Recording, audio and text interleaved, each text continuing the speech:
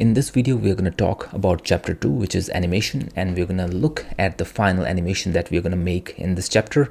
So this is going to be the final animation. We are utilizing the full potential of this rig to create all kind of motions that we desire. Let me also show you the walk cycle that we made. We utilized this walk cycle to make an extended animation with the behavior and with all the extra things that the elephant was doing. We also have the references, so the references are also provided with the image sequence for the background and the other references that we used for different behaviors. This animation is starting with a pre-roll, which is like the base pose at the start.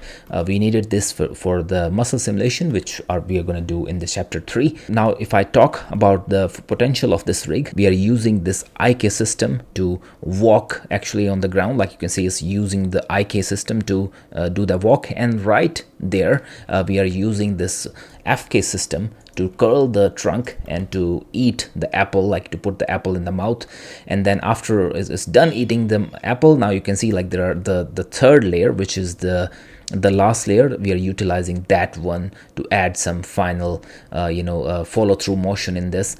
So now like going back to the the legs, now if I select the chest and if I try to move it up and down, now you can see like the effect that happening on the legs is minimal, because right now we are using that leg lock feature.